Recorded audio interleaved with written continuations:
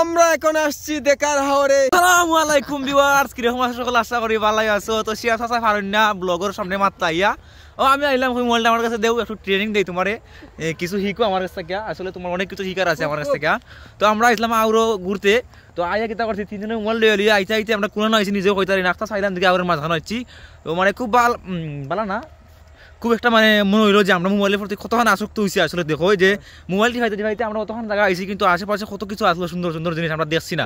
হয়তো এর সময় আমরা আফসোস করবো যে আমরা এই ঘরের মাঝে পড়ে যাবো, বয়স হয়ে যাবো, আটতে পারতাম না। এই সময় হয়তো মোবাইল সব সময় আমরা থাকবো, আরো আধুনিক যুগের অনেকটা বাড়াইবো, কিন্তু এই যে প্রকৃতিটা আসলে চাইলেও আমরা দেখতে পারতাম না। আসলে সময় থাকতে আপনারা এই প্রকৃতির দাম দিতে শিখো, এই প্রকৃতিটা অনুভব করো।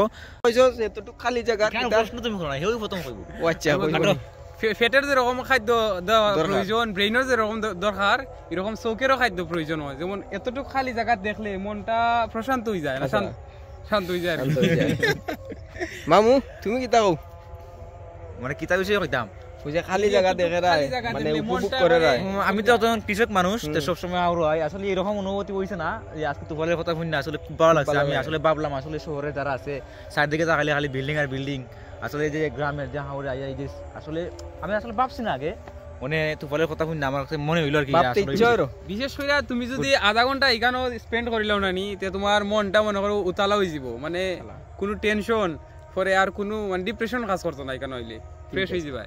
আসলে এটা তো আমি তো মনে হয় আমি তো মানে যখন কুল মানুষ হইলাম কিলা, এখন ফ্রি মানে মানুষ হইলাম কিলা, আর তা কি তুইলা দোকানে তো হন এই কারণে মানে মাথা হতা তখন চুলের অবস্থা কিনা, মানে রুক্ষ সুক্ষ কোনো অবস্থা নাই, চুলের অবস্থা লাগি হইরাম। যারা যারা শহরও বেশি বেশি থাকো, শহর থেকে খালি গ্রাম হওয়ার চেষ্টা করবা, গরিব হয়ে বাঁচো, বেশি দিন বাঁচতার ভাই।